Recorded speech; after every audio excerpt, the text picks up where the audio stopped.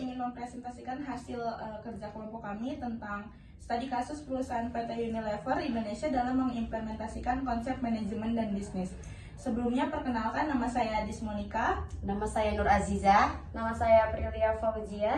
Nama saya Mila Arianti. Dan nama saya Dasa Fitri. Sebelumnya saya akan menjelaskan latar belakang dari perusahaan PT Unilever Indonesia. PT Unilever Indonesia adalah perusahaan multinasional yang menjual beraneka macam produk yang dibutuhkan konsumen dalam jenis pemenuhan kebutuhan nutrisi dan juga produk kesehatan.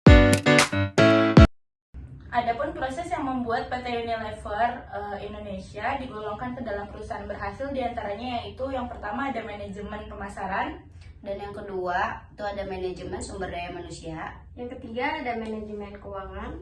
Dan yang keempat ada manajemen sistem informasi. Dan yang terakhir, manajemen sistem pengendalian. Manajemen pemasaran akan dijelaskan oleh Dea. Dan yang kedua, manajemen sumber daya manusia akan dibacakan oleh Mila.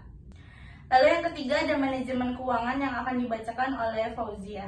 Yang keempat ada manajemen sistem informasi yang akan dibacakan oleh Nur Aziza. Manajemen sistem pengendalian yang akan dibacakan oleh saya. Manajemen pemasaran PT Unilever Indonesia Tbk terbagi menjadi 4.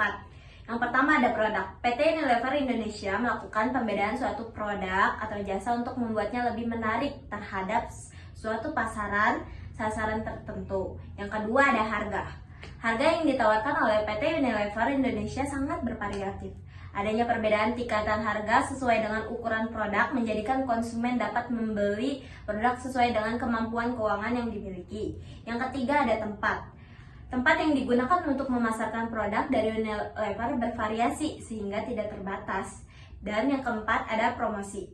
Promosi tersebut terbagi menjadi 2. Yang pertama ada iklan. Iklan yang dilakukan oleh PT Unilever melalui media elektronik maupun yang cetak. Dan yang kedua adalah promosi melalui personal selling, yaitu bertujuan untuk memberikan wadah bagi para calon konsumen untuk berkonsultasi mengenai produk yang ditawarkan PT Unilever.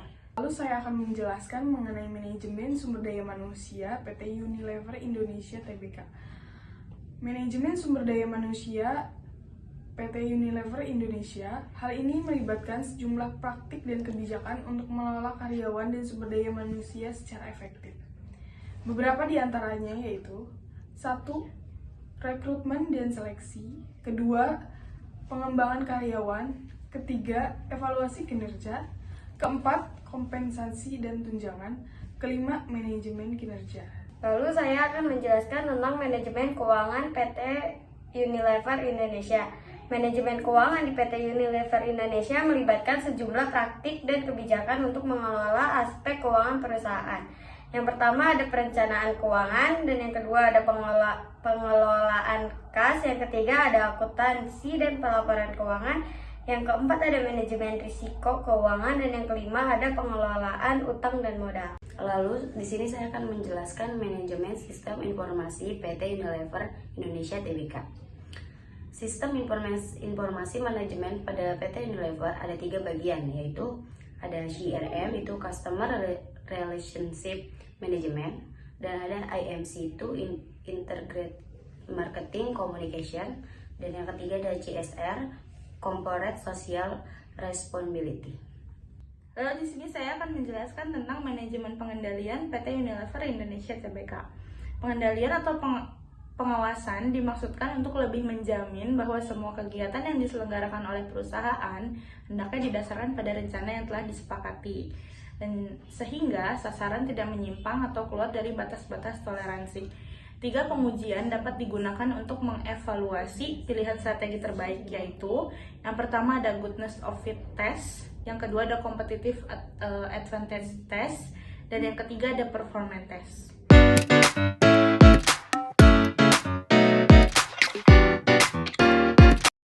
Sekian presentasi dari kelompok kami, kurang dan lebihnya mohon maaf. Wabillahi taufiq wal hidayah. Wassalamualaikum warahmatullahi wabarakatuh. Setiap beri kabar.